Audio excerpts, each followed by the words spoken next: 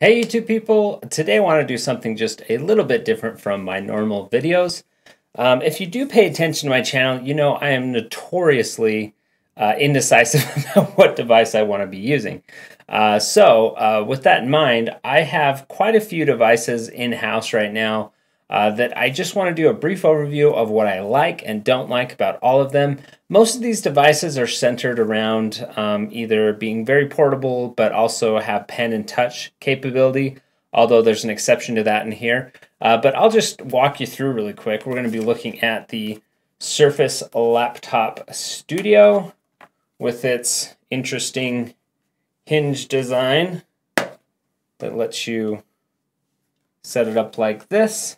We're also going to be looking at this one is not touch capable, but this is the Zephyrus G14 2022 edition with the 6800S, yes, in black. Wasn't necessarily easy to get this one. We're also going to be looking at one of my favorite devices over the last year or so, the X13 Flow, ROG Flow, and it is the same kind of deal. In terms of being a 2-in-1, I really like 2-in-1s. I almost don't do anything but 2-in-1s for a long time, for a decade now. But this is a great little device. We're going to touch on it. And also the Surface Pro 8, the classic. I love my Surface Pros. And this thing is a champ. One of my favorite redesigns of the Surface setup to date. And we're going to take a look at quite a few of them. And I have them lined up here on the table for you to take a look at, just to get a size comparison. So here we go. We got the Surface Pro 8 on top, followed by the ROG Flow X13. Very similar in size, but quite a bit thicker, the Zephyrus G14. And of course the Surface Laptop Studio that has the interesting vent system on the side that you really don't notice when you own the device, but in product pictures it tends to stand out to people. But it's a very beautiful device. Let's go ahead and start with the Surface Laptop Studio, because I've spent quite a bit of time with this, and there's many things I love about this device. For example, the form factor, I think they just nailed it. The Surface Book 313 was my jam back in the day, but once they added a little more power, I had to go for the 15-inch to get that extra bit of power. We have now the Surface Laptop Studio hitting in at that 14-inch range, which is right in between the 13-inch and the 15-inch of days past. And this is just a beautiful device. I love the screen. It's very bright. I love the keyboard. It's awesome. It types very nicely and easily. It's very wieldy. It's about 4 pounds exactly, and it's great as a laptop. But then when you want, flip it down, you've got your tablet. And the way that the pen tucks in back here is just always there. You don't notice it until you need it. And I'm sure that's what they were going for. But just a really great machine. I highly recommend this thing. The shortcomings of this device. So there's something to be said for the screen going backwards. The resolution is actually lower than the Surface Book 3. However, it's not low res by any means. And it is very bright, beautiful, and it was able to work with the flippy thing. You've got 120 hertz here. Very simple input output. You've got 2 USB-Cs and a and a Surface Connect along with a headphone jack. It would have been nice to see a USB-A on here. I really think they could have fit one, although the way with this design, it's very thin right here. debatable. It doesn't really bother me too much. I've made an effort to make sure everything I'm using is USB-C just because it's so much easier. I think the future of computing is going to be so good once we have everything on that USB-C specification. Where this fails, where this absolutely fails, and I almost made an entire video on this, but trying to pull the data all together, it's just kind of difficult, and I was just like, this is probably not worth the time to do. But take a look at this. So you've got a 4-pound Surface Laptop Studio, and then we have the X13. And I'm going to try to show that to you.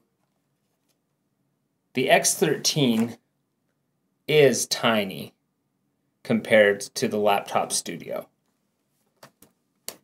So the other thing is the X13 has a 35-watt 3050 Ti GPU, and the Surface Laptop Studio has a 50-watt GPU.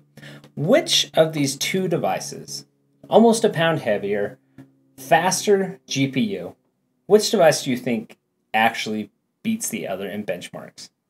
It's the X13. This tiny, thin little device has been optimized better than Microsoft has optimized the Laptop Studio. And a lot of that is the chip choice, because we've got AMD 6th Gen inside the X13, but also they give you a mux switch on this, which actually adds a little bit. Now, I don't expect Microsoft to add mux switches onto their devices unless it does it automatically. If they somehow figure out a way to make it do that automatically, that would be great, but I just don't see them doing that. But even the mux aside, even when you disable the mux, the processor in here is just so much more efficient that the CPU benchmarks, it'll blow it out of the water. This is 8-core versus 4-core. So even though you've wasted an extra pound on this, giving it a 15-watt better GPU, this thing is going to kill it in the benchmarks up to 30%.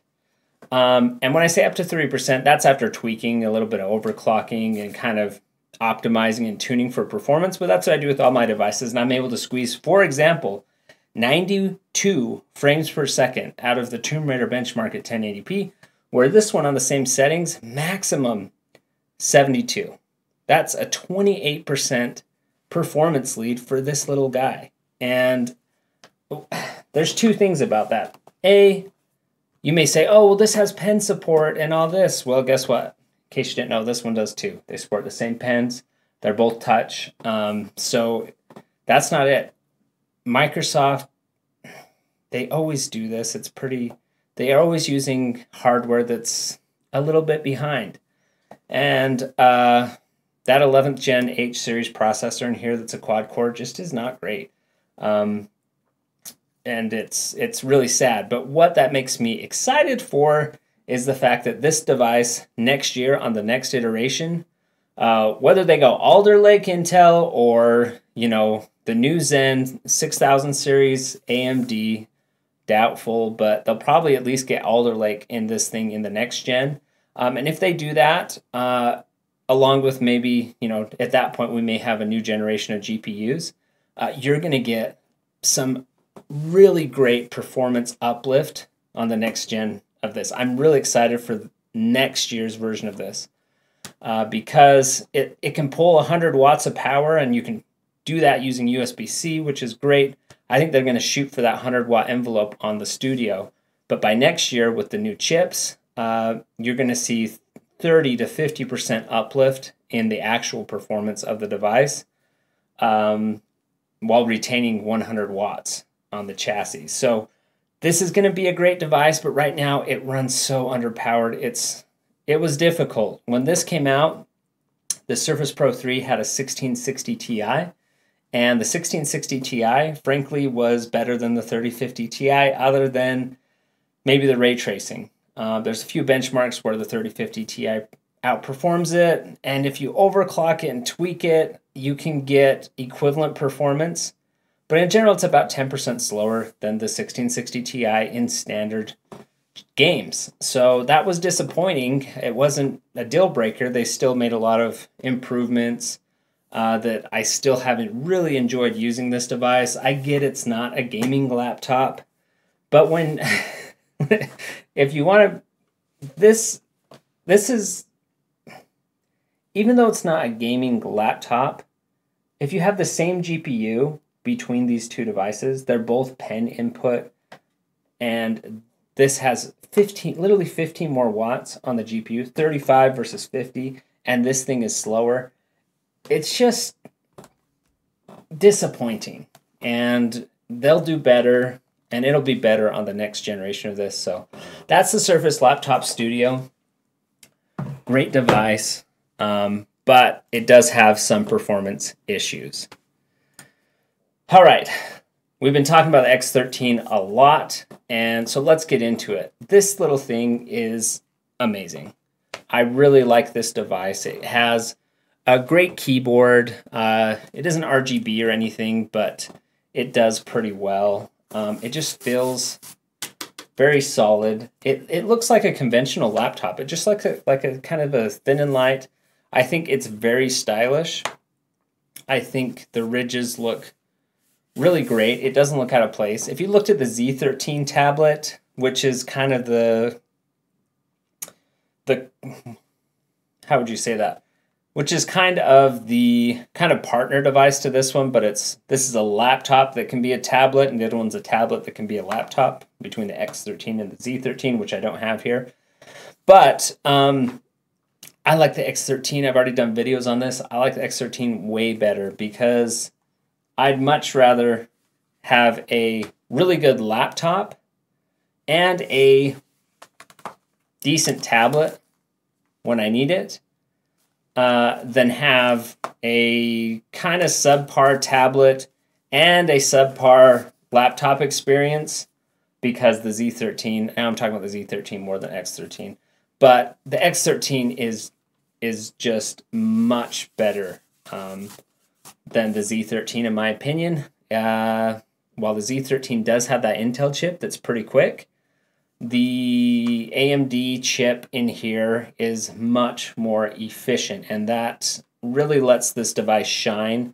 And like I say, even though it's almost a pound lighter than the Laptop Studio, it outperforms it by 30% in a lot of benchmarks. So this device is no joke. It's got liquid metal. You've also got USB-C ports and a USB-A, so it wins out there. It has a full HDMI port, and of course, you get the XG Mobile port, which lets you use devices like this. This is the 3070 version of the XG Mobile, and what that lets you do is, plug it into here, and now you've got almost desktop class graphics. I mean, depending on what your setup is, it's as good as, this is as good as probably a 3060 Ti on the desktop, and that's really quick for a laptop. Like, this will blow any laptop almost out of the water in terms of performance. And there's now the AMD option. So there's a 6850 XG Mobile and a 3070 XG Mobile. But this device is great because you get the tablet, it flips around. The pen works with this, the Surface Pen I've used on these. So these are the things I love about this device. It's just super versatile and very solidly built. I've had a couple of these and never had any issues with them, through the years, because there's been a few versions of this. This one is the 3050 Ti version, but it's really good. What I don't like about this device is if you want to get that higher end graphics on your device, you kind of have to get the XG Mobile.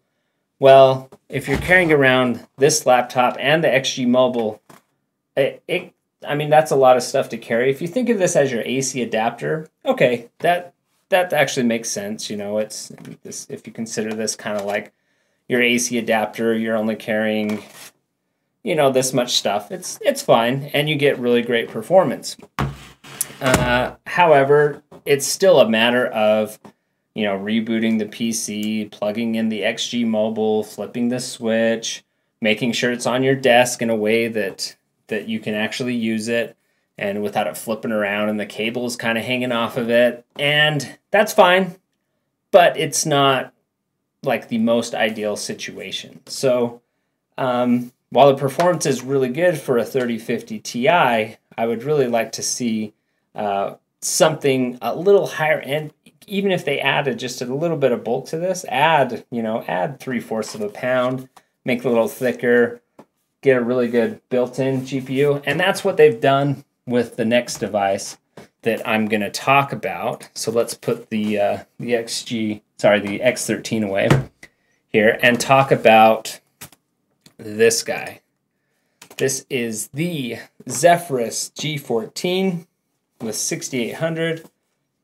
Okay, so there you have it. This is the top end Zephyrus G14, which gimmicky back display. I imported this, and I don't necessarily care for the Anime Matrix display, but I did want the 6800S graphics, and I did want it in black, which is why I kind of went for this. But this guy is a beast in terms of performance. There's no touch. It's not a 2-in-1. However, it really has some good performance. It has the 6900 HS, the Ryzen 6000 series graphics in it, and it does a great job of performance. They basically took a 6800M and kind of tweaked it a little bit and ended up with a more efficient 6800S. And this thing is just so tunable. A lot of people don't like Armory Crate for some reason, and I get it. It kind of does some things that are stupid sometimes. However, it is very tunable. You can basically tell this device, hey, use 80 watts. Use 115 watts, that's the max. Use 60 watts. And you can even run it off of USB-C and get really decent performance right over USB-C. I think their silent modes are pretty good. It runs quiet until you really ramp it up. And a little finicky when it comes to drivers, but that's, I guess, on the negative end of things. But I really think, this thing's so thin. If you compared it in size to, it's very close to the Laptop Studio, like almost identical in terms of width and also weight. So they are very close in size here, you can see. The difference is the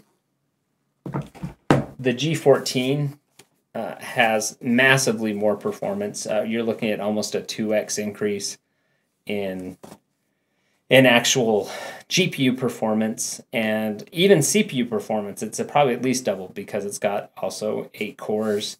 This is a really cool device, but it's not enough for me because it does not have pen or touch input. So if I want to carry this around, I also have to carry something around like what I'm going to be talking next. So let's talk about the next one. The next one we're going to talk about is finally the Surface Pro 8. And so for me, if you've paid attention to my channel for a while, I love Surface devices. I find their kickstands work really well. In some ways, it's as good as the Laptop Studio because it's just, with one hand, I can almost open the kickstand and close it and carry it. It's super light. It's just great. And when you want to tear it off, you've got your tablet, that you can use for drawing. It's pretty much perfect. It's easier to manipulate than the Laptop Studio because it's lighter, more lightweight. It still has a 13-inch screen. So 13-inch versus the 14-inch on the Laptop Studio. Screen real estate's not that much smaller, but it's a very thin and wieldy device that still has a decent amount of power. But the downside is no GPU. So, there's integrated graphics, but you don't get a GPU. So my thought was that I would probably use this as my setup, which is, carry the G14 and have it set up with a user account that's just for games and for playing around.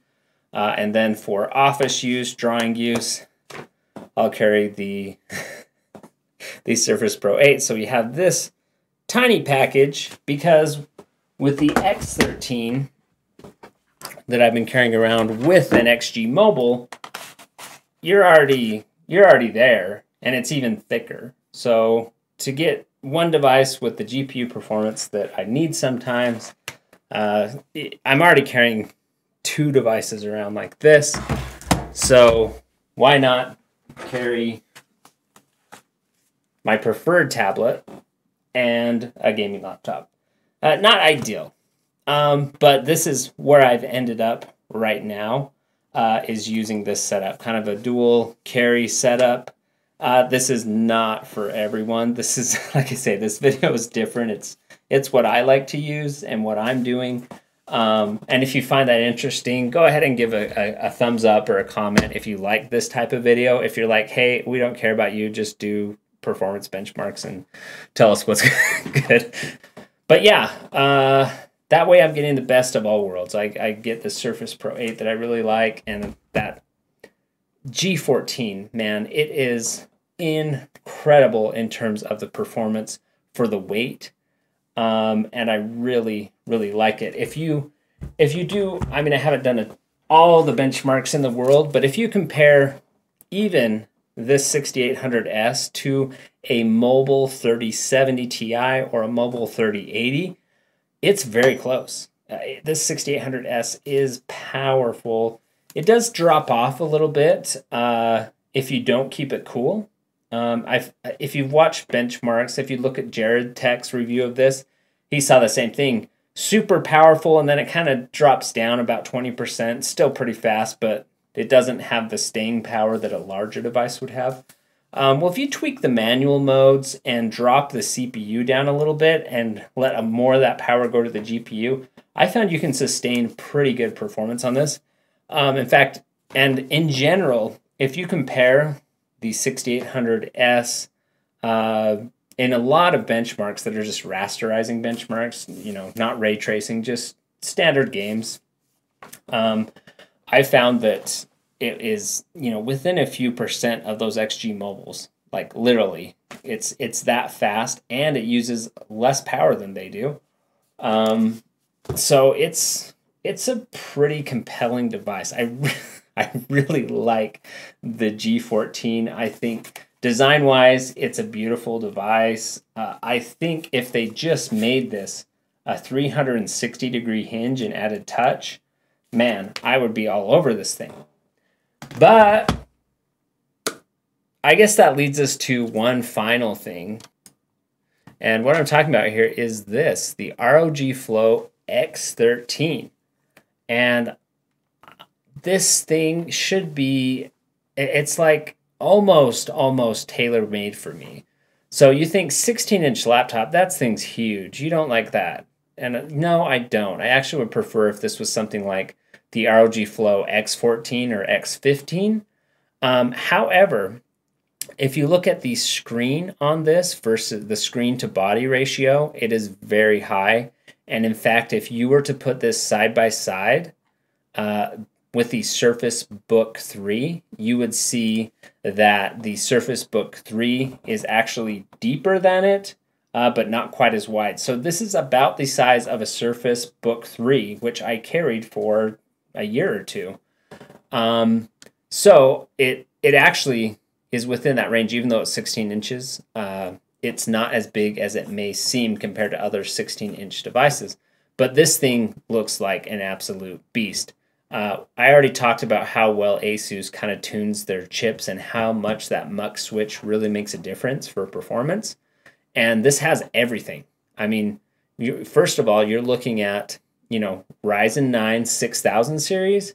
We've got a 3070 Ti in here with 125 TGP, which is great. That's higher than the G14. So I'm expecting performance on this to be higher than the G14. So that's a plus right there. It also accepts the XG Mobile.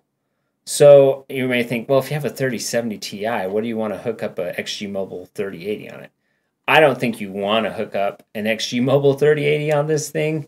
However, if you get a lower spec one like a 3050 Ti for less money, then you could potentially have an upgrade path. Also, next year, if they continue to have the XG Mobile be a thing, you'll be able to use, you know, like a 4000 series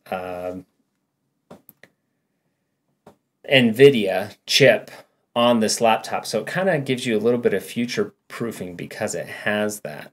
A lot of people have reviewed this, seem to, well, not reviewed it, kind of previewed it. They haven't talked performance yet. But again, we're talking convertible. This is going to have pen support, touch support. It's a gaming laptop, but it kind of does absolutely everything. And I'm actually pretty excited for it. The other cool thing about it is it's going to have up to 11,000 nits mini LED screen. And I think they call it something different. They call it their Nebula HDR. But we're looking at mini LED, which, you know, good for contrast. 1100 nits is a lot. 165 hertz refresh. I mean, this thing is just going to be really a beast. I love the display in the G14, and I'm sure this is a continuation of what we're seeing with really high refresh rate, low response time, fast response times. So I think this thing looks really great, especially if you're someone who likes to use a pen with your devices. I just couldn't be without touch or pen on my devices. That's just how I like to use them. So this thing looks pretty cool. Again, it's maybe a little too big for my absolute ideal, but it's pretty close. And I will definitely be looking into this thing in the future. So anyways, those are all the devices I've been playing with and using on a daily basis. If you have any favorites, go ahead and drop a comment, and hopefully this video has not been too long and has been worth your while, and we'll see you on the next one.